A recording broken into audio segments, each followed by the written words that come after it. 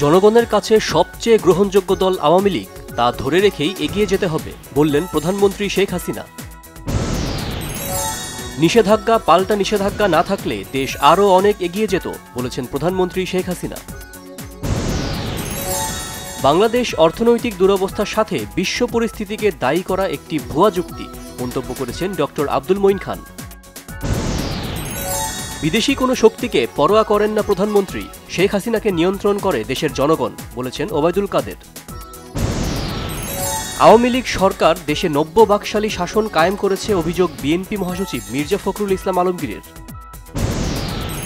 BNP তাদের শাসনামলে যুদ্ধাপরাধী ও রাজাকার আল বদরদের সাথে নিয়ে পাকিস্তানের দালাল হয়ে জনগণকে অত্যাচার করেছে মন্তব্য আইনমন্ত্রী আনিসুল হকের।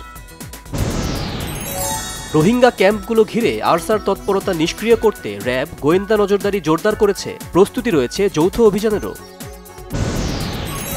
ভৈরবে র্যাব হেফাজতে সুরাইয়া খাতুন নামে এক আসামির মৃত্যুর অভিযোগ স্বজনদের। র্যাবের ওপর নিষেধাজ্ঞা প্রত্যাহার করছে না যুক্তরাষ্ট্র, জানিয়েছেন মার্কিন পররাষ্ট্র দপ্তরের মুখপাত্র বেদান্ত প্যাটেল। সব ধরনের জঙ্গি সন্ত্রাসবাদ পুলিশের নিয়ন্ত্রণে রয়েছে বলে জানিয়েছেন আইজিপি আবদুল্লাহ আল মামুন। কুকি চীন ন্যাশনাল ফ্রন্টের নারী শাখার অন্যতম প্রধান সমন্বয়ক আকিম বমকে গ্রেফতার করেছে র্যাব। দেশের বিভিন্ন জায়গায় বয়ে যাচ্ছে মৃদু থেকে মাঝারি তাপদাহ, অনেক জায়গায় তাপমাত্রা 40 ডিগ্রির কাছাকাছি। আরও অস্থির ডিমের বাজার, ডজনে বেড়েছে 30 টাকা।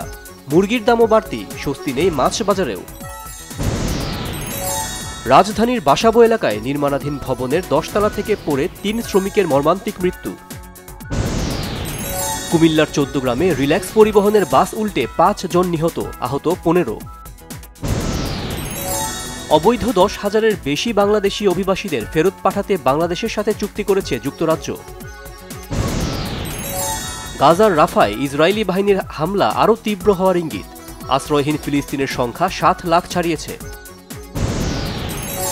ফ্রান্সের একটি ইহুদি উপাসনালয়ে আগুন দেওয়ার চেষ্টাকালে পুলিশের গুলিতে এক ব্যক্তি নিহত, শহরে থমথমে পরিস্থিতি।